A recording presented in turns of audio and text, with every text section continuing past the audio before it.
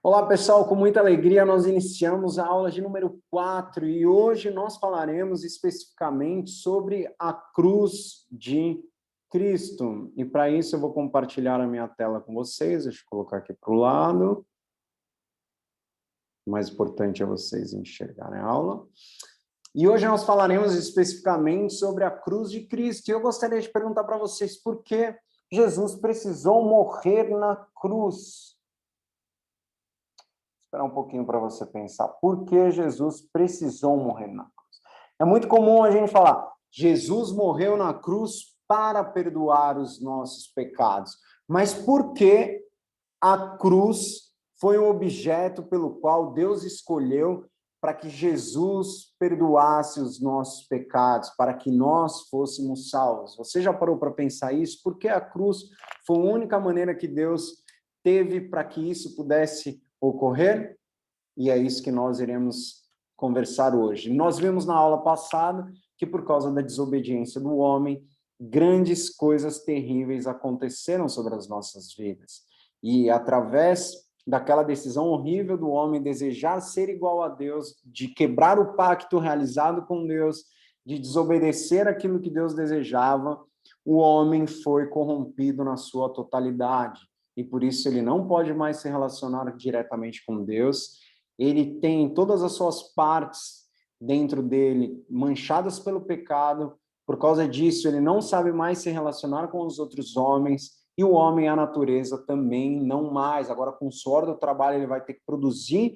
E a natureza também foi manchada pelo pecado. Então, a gente vê que desde o homem que foi criado à sua imagem e semelhança, na imagem e semelhança de Deus, até a própria criação como um todo, foram manchadas pelo pecado. Deus tinha um pacto com o homem desobedeceu a Deus, e por causa disso, consequências terríveis aconteceram. E o homem, agora, ele está condenado e corrompido na sua totalidade. Ou seja, Deus tinha um pacto. Adão era o representante da humanidade. Quando ele escolhe desobedecer a Deus, ele precisa ser condenado.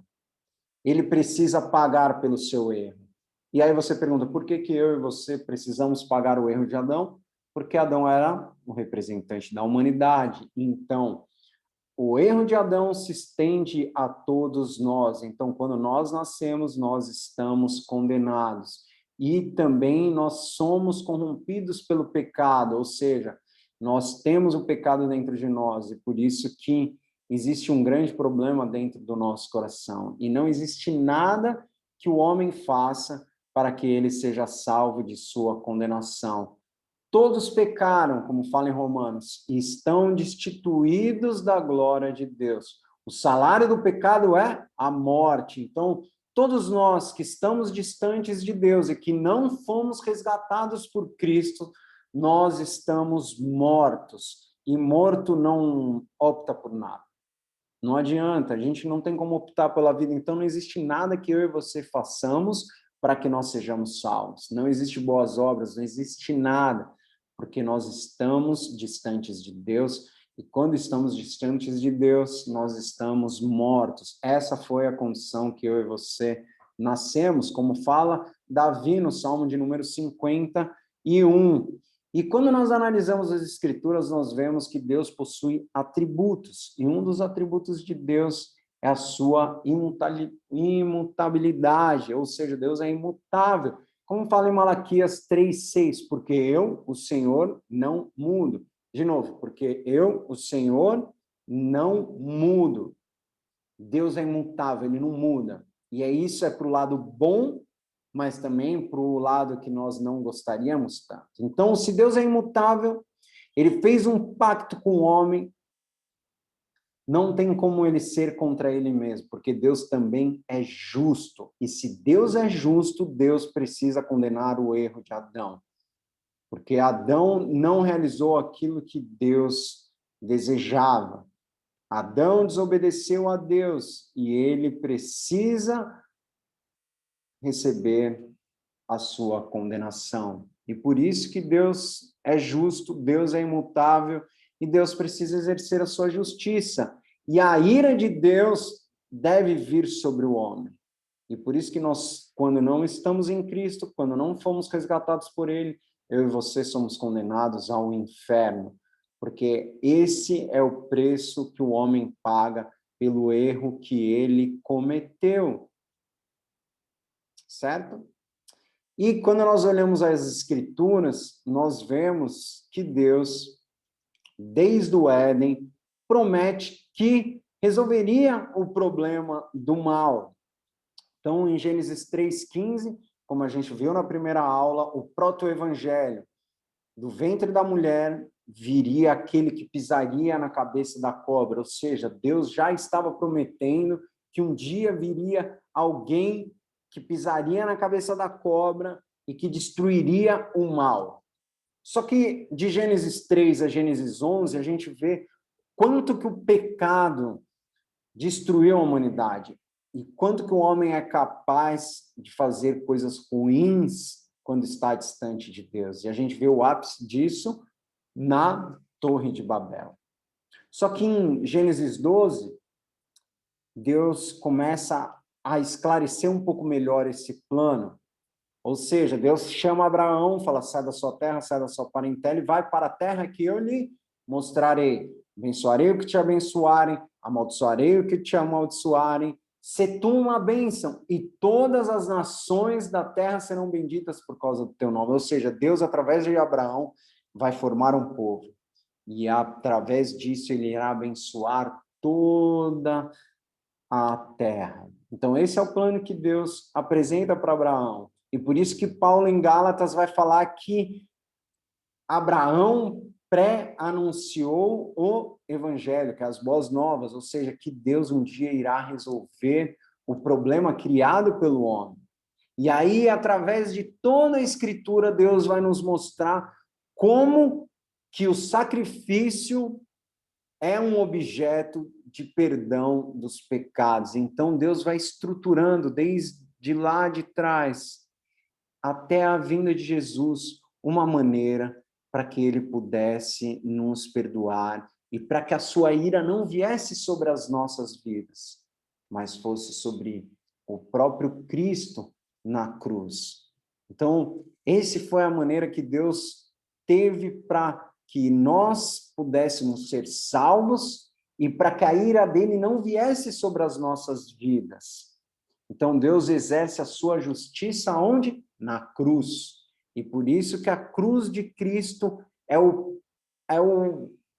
ápice, é a coisa mais importante das Escrituras, porque é na cruz de Cristo que Deus irá mostrar o seu amor, a sua misericórdia e a sua graça. Mas é também na cruz que ele apazigua a sua ira, que viria sobre as nossas vidas. Então, é sobre Jesus que vai a ira de Deus. Mas desde o Antigo Testamento, ele vai mostrando esse caminho. E como eu falei, sacrifício como propiciação dos pecados. A propiciação e expiação dos pecados é o pagamento pelos pecados para fazer justiça e obter o perdão de Deus. Então, a propiciação é a maneira que Deus tem para que os nossos pecados sejam perdoados.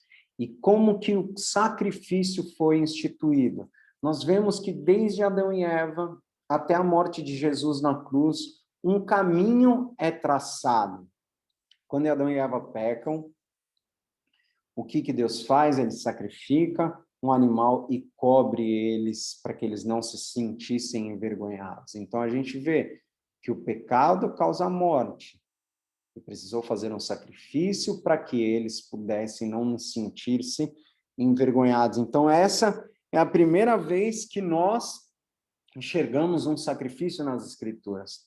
Depois nós temos a história de Abraão e Isaque, um momento extremamente tenso nas Escrituras, onde Deus vai sondar o coração de Abraão para ver se ele vive por aquilo que Deus o deu, ou se Abraão vive por aquilo que Deus o chamou. E aí ele pede para que ele sacrifique Isaque. E é um momento muito difícil nas Escrituras, eu imagino o coração de Abraão, mas Abraão ele vai até o monte, e na hora de se sacrificar Isaque, Deus mostra um cordeiro, fala, não, você me obedeceu, eu queria ver o seu coração. Agora pega aquele cordeiro e sacrifica o cordeiro. E aí ele sacrifica o cordeiro no lugar de Isaac.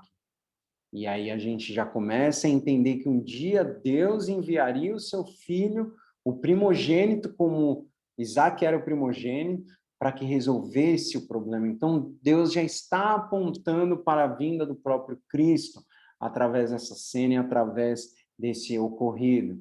Depois nós temos os judeus no Egito. Então, a gente sabe que tem Abraão, Isaac, Jacó, os 12 filhos, eles vão para o Egito por causa de José, eles se estabelecem lá, eles crescem, se tornam numerosos, e depois a gente sabe que se levanta um faraó que não conhecia José, que trouxe diversas benfeituras para o Egito, e que ele começa a escravizar, e eles ficam escravizados durante 400 anos. E aí um dia Deus levanta Moisés como libertador.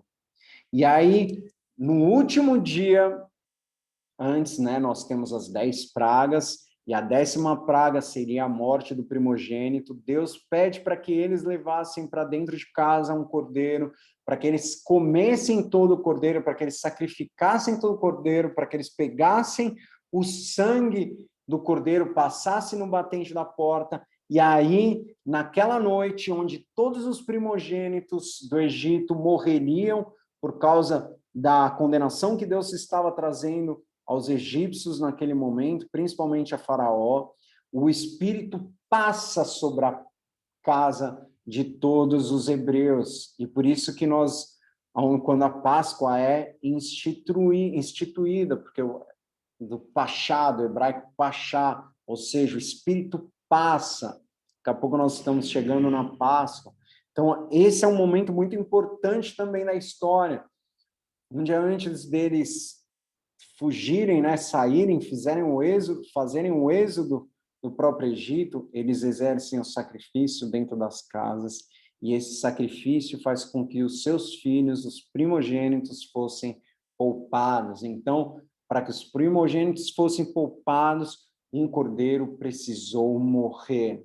E aí, depois que eles saem do Egito, Deus abre o Mar Vermelho, eles vão para o deserto, e Deus traz a lei sacrificial a Moisés e institui a lei do sacrifício. E aí eles começam a exercer isso principalmente uma vez por ano, e depois mais para frente dentro do templo, para que o povo tivesse o perdão dos pecados. Ou seja, Deus dá a lei moral e dá a lei sacrificial. Como Deus sabia que eles não conseguiriam exercer a lei moral, Deus dá a lei sacrificial e fala para que eles, uma vez por ano, fizessem um sacrifício para que eles tivessem o perdão dos pecados, ou seja, o sacerdote entrava no Santo dos Santos e aspergia o sangue sobre aquele local, né, a Arca da Aliança ali, e aí o que acontecia? Eles recebiam o perdão do pecado. Então, o sacerdote entrava na presença de Deus e aspergia o sangue daquele cordeiro que ele sacrificou lá fora. Então, a gente vê que o sacrifício é instituído, eles exercem isso uma vez por ano, especificamente para que eles tivessem o perdão dos pecados. E esse caminho vai ser percorrido até a vinda de Jesus. E desde o início do ministério de Jesus, Jesus fala que ele precisava morrer na cruz, porque esse foi o ministério principal de Jesus. Jesus veio, sim, para nos ensinar, para aprofundar a lei, para nos mostrar como a vida deve ser vivida, mas principalmente Jesus veio morrer a morte que eu e você deveríamos ter morrido. Mas Jesus morre porque através do sacrifício de Jesus, a ira de Deus vai sobre ele e não sobre nós. E assim Jesus, através da sua morte na cruz, ele perdoa os nossos pecados. E por isso que nós somos salvos pela graça, pela misericórdia de Deus. Não há nada que eu e você façamos para que nós sejamos salvos, mas unicamente pela morte de Jesus na cruz. Porque aquele que não conhece, vou colocar aqui, aquele que não conheceu o pecado fez pecado por nós, para que nele fôssemos feitos justiça de Deus, 2 Coríntios 5, 21.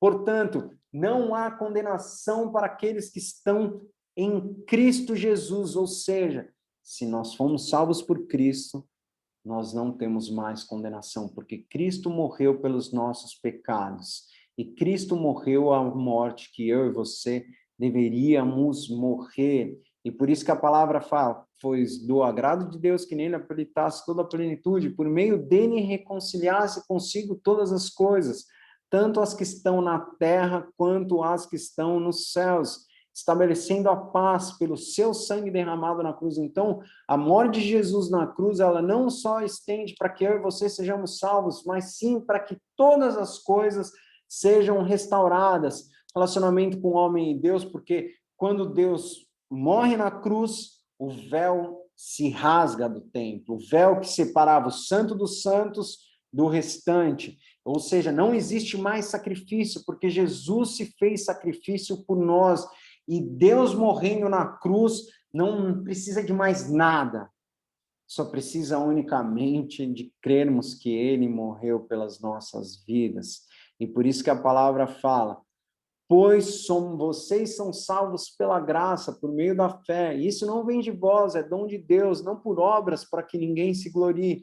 Porque somos criação de Deus, realizadas em Cristo Jesus, para fazermos boas obras, as quais Deus preparou para nós as praticarmos. Eu e você somos salvos pela fé. Eu e você somos salvos porque Jesus Cristo morreu naquela cruz. Eu e você somos salvos porque a ira de Deus não veio sobre as nossas vidas, mas foi sobre Jesus na cruz. E a justiça é exercida, ou seja, eu e você não temos mais condenação. Nós temos o perdão do pecado, nós temos vida, e nós estamos sendo transformados à imagem do Filho. Mas um dia, da mesma maneira que Jesus Cristo ressuscitou ao terceiro dia, teve seu corpo glorificado, perfeito, eu e você também ressuscitaremos os mortos, teremos o corpo perfeito e moraremos num lugar onde não haverá choro e nem ranger de dente. Então, porque Jesus Cristo precisou morrer na cruz para que eu e você fôssemos salvos e para que a ira de Deus não viesse sobre as nossas vidas, mas através da cruz de Cristo nós experimentamos misericórdia, aquela misericórdia que se renova a cada manhã. Não existe nada que eu e você façamos para perdermos a nossa salvação, porque o sacrifício de Jesus é maravilhoso, é grande, e por isso que a misericórdia, a graça e o amor de Deus veio sobre as nossas vidas. Que eu e você descansemos nisso e vivamos conforme o amor de Cristo. Um grande abraço, fiquem com Deus. Tchau, tchau.